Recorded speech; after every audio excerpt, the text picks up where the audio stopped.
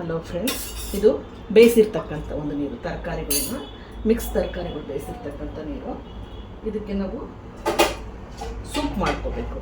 Soup ಹೇಗೆ ಮಾಡ್ಕೊಡೋದು ನೋಡೋಣ ಬನ್ನಿ. ಸ್ಟವ್ ಆನ್ ಮಾಡಿಕೊಂಡು ಒಂದು ಸ್ವಲ್ಪ ನಾರ್ ಸೂಪ್ ಪೌಡ್ರ್ ಹಾಕ್ಕೋಬೋದು, ಇಲ್ಲಾದರೆ ಸ್ವಲ್ಪ ಕಾರ್ನ್ ಫ್ಲೋರ್ ಪೌಡ್ರ್ ಹಾಕ್ಕೋಬೋದು. ನಾನು ಸ್ವಲ್ಪ ಇದು ಪೌಡ್ರ್ ಹಾಕ್ಕೊಳ್ತಾ ಇದ್ದೀನಿ, ಸೂಪ್ ಪೌಡ್ರು. ಆನಂತರ ಬೇಯಿಸಿರ್ತಕ್ಕಂಥ ಒಂದು ತರಕಾರಿಯಲ್ಲಿ ಸ್ವಲ್ಪ ಬ್ರೊಕೋಲಿ ಮತ್ತು ಬಟಾಣಿ ಸ್ವಲ್ಪ ಪೀಸನ್ನು ಎತ್ತಿಟ್ಕೊಂಡಿದ್ದೀನಿ, ಇದು ಬೀನ್ಸ್ ಎತ್ತಿಟ್ಕೊಂಡಿದ್ದೀನಿ, ಅದನ್ನು ಹಾಕ್ಕೊಳ್ತಾ ಇದ್ದೀನಿ. ಇದನ್ನೆಲ್ಲ ಚೆನ್ನಾಗಿ ಮಿಕ್ಸ್ ಮಾಡ್ಕೊಬೇಕು. ತರಕಾರಿ ಬೇಯಿಸುವಾಗ ಉಪ್ಪಿಗೆ ನೀರಿಗೆ ಉಪ್ಪು ಹಾಕಿರೋದ್ರಿಂದ ಉಪ್ಪಿನ ಅವಶ್ಯಕತೆ ಇದಕ್ಕೆ ಇಲ್ಲ.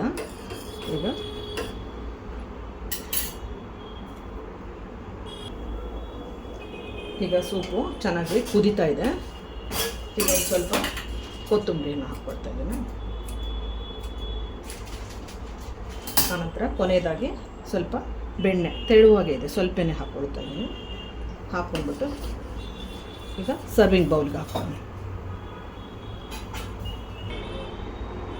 ಈಗ ತರಕಾರಿ ಬೇಯಿಸಿರ್ತಕ್ಕಂಥ ನೀರಿಂದ ಮಾಡಿರ್ತಕ್ಕಂಥ ಒಂದು ಸೂಪು, ಮಿಶ್ರ ತರಕಾರಿಗಳ ಸೂಪು ರೆಡಿ ಆಗಿದೆ. ಸೊ ನೀವು ಮನೇಲಿ ಒಮ್ಮೆ ಈ ಥರ ಸೂಪನ್ನು ಮಾಡಿ ಟೇಸ್ಟ್ ಮಾಡಿ ನೋಡಿ, ಲೈಕ್ ಮಾಡಿ, ಶೇರ್ ಮಾಡಿ. ಬಾಯ್ ಬಾಯ್, ಥ್ಯಾಂಕ್ ಯು.